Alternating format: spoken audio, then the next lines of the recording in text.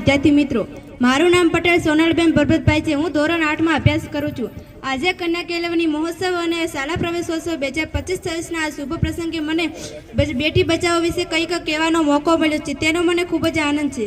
મિત્રો, આપણે સૌ જાણીએ છીએ કે દીકરી એ સમાજનું ઘરેણું છે। દીકરી વિના ઘર સૂનું લાગે ને સમાજ પણ અધૂરો છે।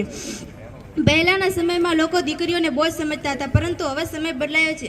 હવે દીકરીઓ પણ દીકરાઓ જેટલી જ સક્ષમ બની ગઈ છે।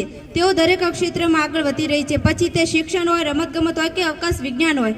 બેટી બચાવો એટલે કે દીકરીઓને બચાવવાની અને તેમને ભણાવવાની વાત શા માટે કરીએ છીએ? કારણ કે કમનસીબે હજુ પણ કેટલાક લોકો દીકરીઓને જન્મ પહેલાં જ દુનિયામાં આવવા દેતા નથી। આ ખૂબ જ ખોટું છે।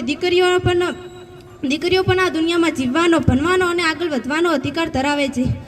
કન્યા કેળવણી મહોત્સવનો મુખ્ય ઉદ્દેશ્ય જે છે કે દરેક દીકરી શાળાએ જાય, આગળ વધે અને પોતાના પગ ઉપર ઊભી રહે। જ્યારે એક દીકરી ભણે છે ત્યારે તે માત્ર પોતાનું જ નહીં પરંતુ પોતાના પરિવાર અને પોતાના સમાજનું પણ ભવિષ્ય ઉજ્જવળ બનાવે છે।